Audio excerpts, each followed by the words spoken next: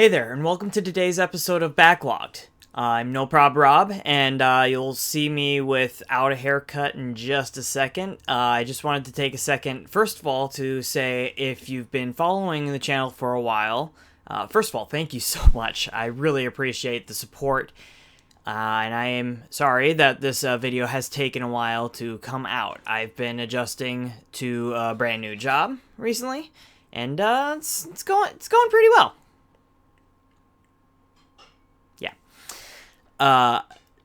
Really though, it is actually going pretty well. But regardless, if you are new here, please give the show a shot. Really putting a lot of work into this. Hence why this episode took so long to get out.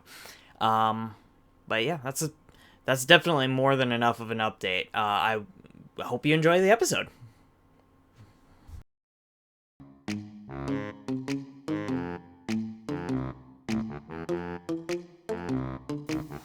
Hey buddy, how's it going? I finally got out of that back brace, huh? Good. Yeah, that Banjo-Kazooie episode really did a number on you, didn't it? Yeah, well hey, I'm glad you're okay, because I just finished Banjo-Tooie, and I've got some ideas. Yeah, so how hard do you think it would be to find a grenade launcher? Yeah, yeah. Hey, Tim? That's strange. Yeah, I'll try him back later.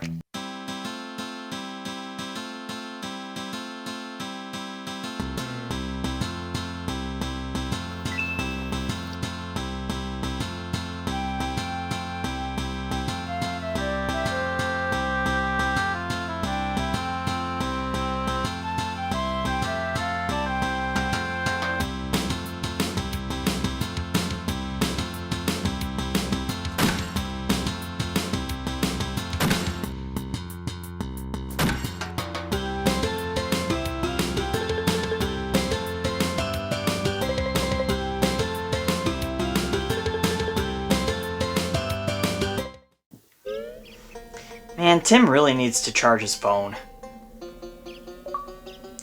Oh, sorry. Hey there. Welcome to a new episode of Backlogged, where I help you work through all those video games you've built up.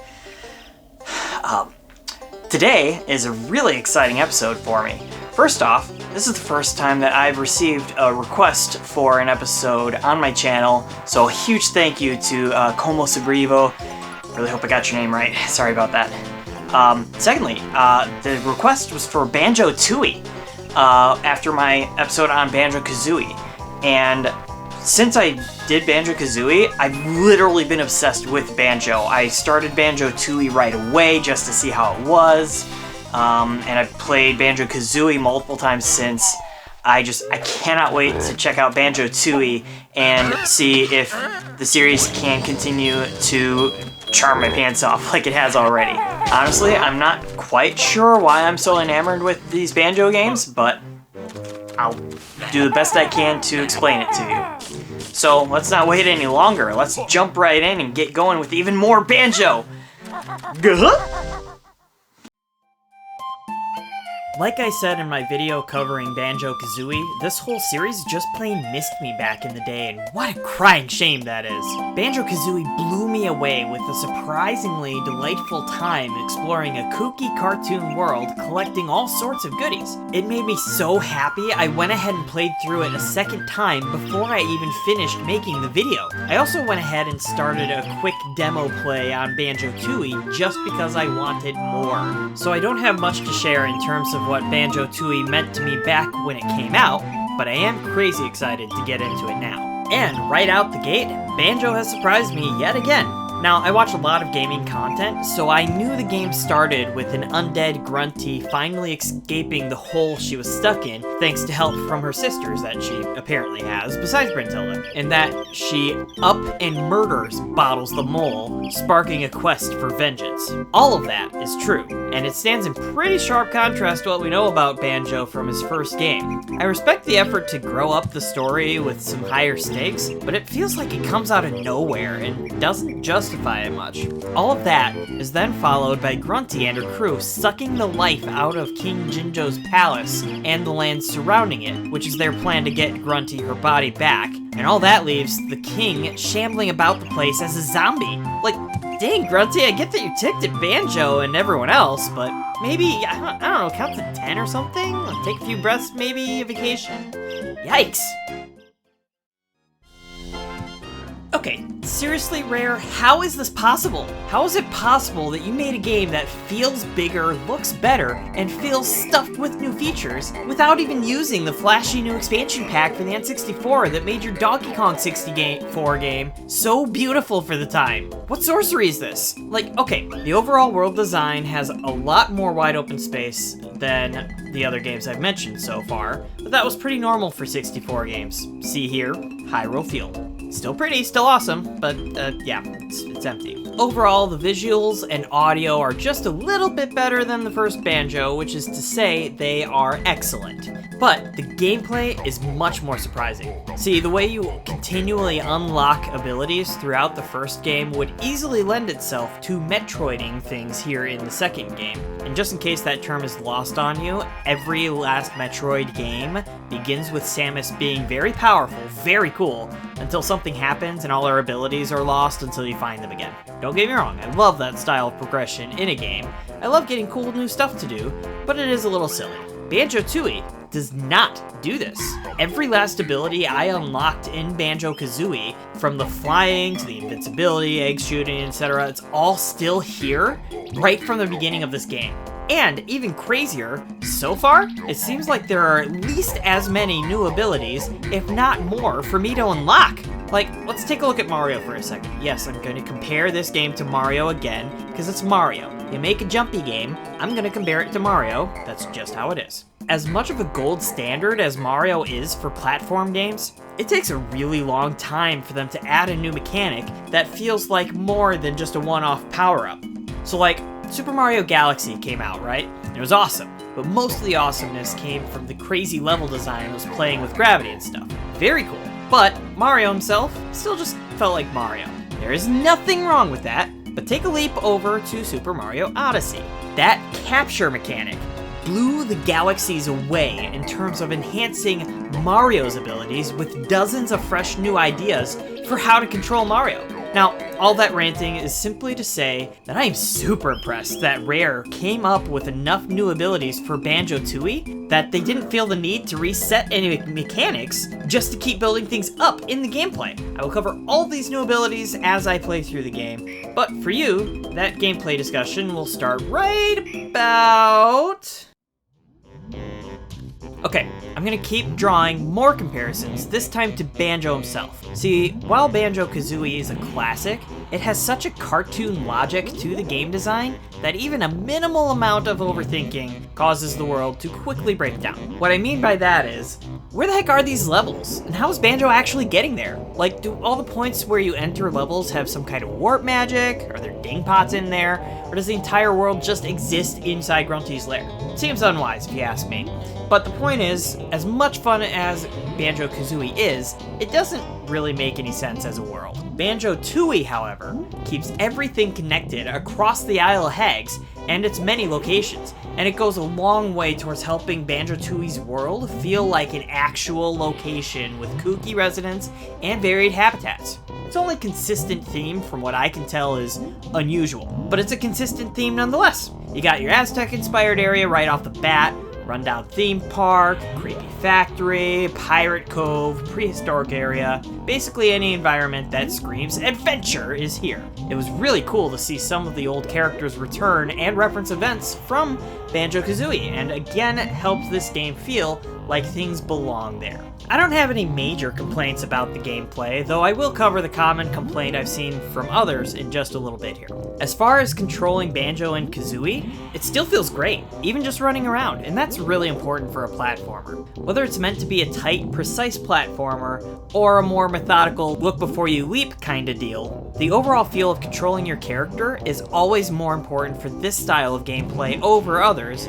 because they're all about the basics. Moving and jumping are the most important, most used actions in these games, so if they don't feel good to control, you got a dead platformer. Banjo-Tooie has a huge advantage here over its predecessor by refusing to remove those abilities the pair learned in the first game. This also helps it feel connected to the first game, like I said earlier, because the darker tones are very distracting, even if they're not all bad. One of your first new abilities really comes out of left field if you forget about Rare's history. Before Banjo-Tooie, Rare had created both Jet Force Gemini and, more importantly, GoldenEye. So they had a huge leg up on the early FPS games, and that's the first new skill Banjo and Kazooie learn. Yes, that's right, Banjo and Kazooie will enter certain areas where the game becomes an FPS, and feels very much like a Doom or Quake kind of game. Unfortunately, these spots are a bit too slippery and maze-like to be totally satisfying, but they're still fine. Otherwise, a lot of abilities compound off the existing moveset like Elemental Egg ammo and a stronger Beak Breaker. The biggest addition by far, though, is that Banjo and Kazooie can now split up and do their own thing for a bit. While they're definitely better as a pair, this is a fantastic way to provide the pair with all new abilities. A couple of these new separate skills are very basic, much like some of the first game's early skills. Banjo in particular, though, gets to use his backpack in some really clever ways. Kazooie gets some awesome stuff too, but I'm gonna save that for a little later. So, full disclosure here, I actually played this game twice. For one, yes, I really just wanted to keep playing, and that's a really good sign to be sure. But I played it twice for another reason. One of the major complaints I've seen about Banjo-Tooie is in how heavily it relies on backtracking. Basically, Jiggies and other unlockables in the early levels often require moves you only learn from Jam Jar's Bottles brother in the later levels, so you have to come back to those earlier levels later on in the game. It also does this thing Rare did in another game, Donkey Kong 64, where there will be certain areas in the levels that have to be opened up somehow before you can really explore and get all the things, so you often run into moments where you know what you have to do, but you can't yet, so again, you have to come back later. That makes this game, which in a numerical sense is the same size as the first, feel so much bigger. I will not add to the complaints here, because I know there's only one more Banjo game, and, well...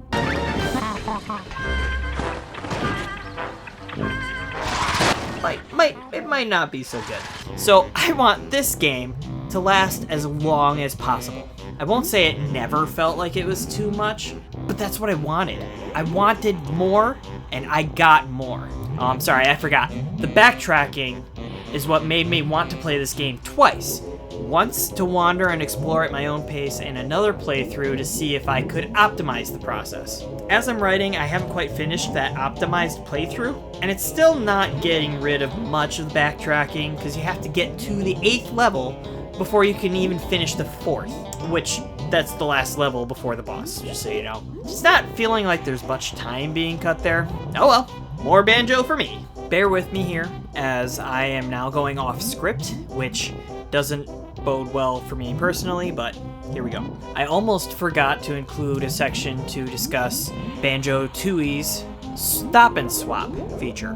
Now, on the N64, the idea was that if you pulled out a cartridge, put another one in lightning quick, there was a little bit of memory left over, and Rare was thinking they could make use of this to implement a feature where you would be rewarded for playing multiple different games by unlocking and trading stuff in one game that would then unlock things in the next. Now, the technology really wasn't quite there, and it was possible to damage the cartridges, so that never happened back then, but since then they've re-released Banjo-Kazooie and Banjo-Tooie on Xbox, especially in the Rare Replay collection made for Xbox One, and in those editions, since they're digital, they were able to implement that feature again. Now, all of this explanation of the stop and swap feature you can find all over the place on the internet, but the important thing is stop and swap unlocks the absolute coolest new ability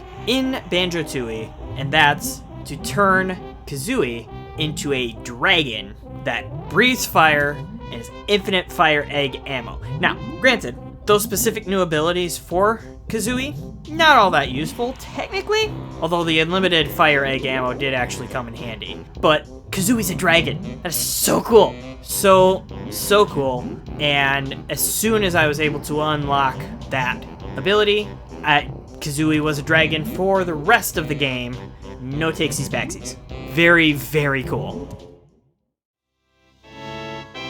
Alright, enough of me ranting here. Let's get back to my script. Let me try and break this down for you. If you've played Banjo-Kazooie, but wanted more, that's exactly what we've got here.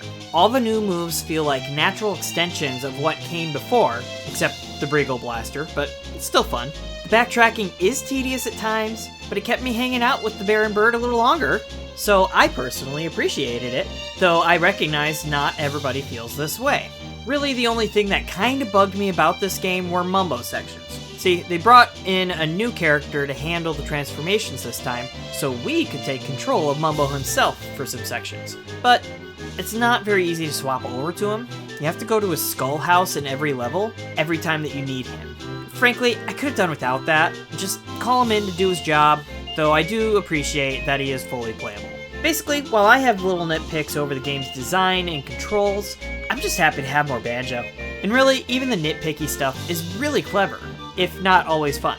Like the fact that Grunty's Industries is locked up tight, so you have to open the train station and take the train to get inside. Neat idea, though it's just a bit obnoxious. I do want to take a second to say, if you're anything like me, you'll have to collect everything. Do not be ashamed of using guides. Even with the most detailed search, at least a couple things will likely be missed. Specifically though, look up videos for Cloud Cuckoo Land's minigames, especially Canary Mary. Here I thought Boggy the polar bear was cheating in the first game. Canary Mary has become one of my least favorite characters of all time. If you must complete the game, have a risk brace prepared for the complete nonsense that is Canary Mary. Stay away from me, you feathered freak! I don't need your abuse! So there you have it. Banjo-Tooie doesn't quite have the same classic feel as the original, but it expands the world in some really exciting ways. Even without whatever that special something is the first game has, this is still incredibly fun. Yes, the backtracking is a bit much, but it was a great excuse for me to spend even more time with my new favorite animal pals. The darker tones do eventually give way to the usual charms of this series. It almost feels like a SpongeBob episode where, like, the older you get, the better you understand it, the more messed up it seems, but it's still funny. All in all, I'd say I enjoyed both games equally, though for different reasons. And I'm a huge Banjo believer now, you guys. I cannot wait to see where the charm and fun can take me. Now that I'm taken in by Banjo, I'm really interested to see if my weird tastes make Nuts and Bolts a more enjoyable experience for me, though I've heard otherwise. We'll see about that one when the time comes, but for now, I am riding sky high with Banjo-Tooie, so if this game is in your backlog, make sure to keep it around, but also make sure to finish it. It's such a good time. Now, if you'll, I gotta see if Tim's figured out what's going on with his phone. I'll see you on the next episode. Yeah. Tim?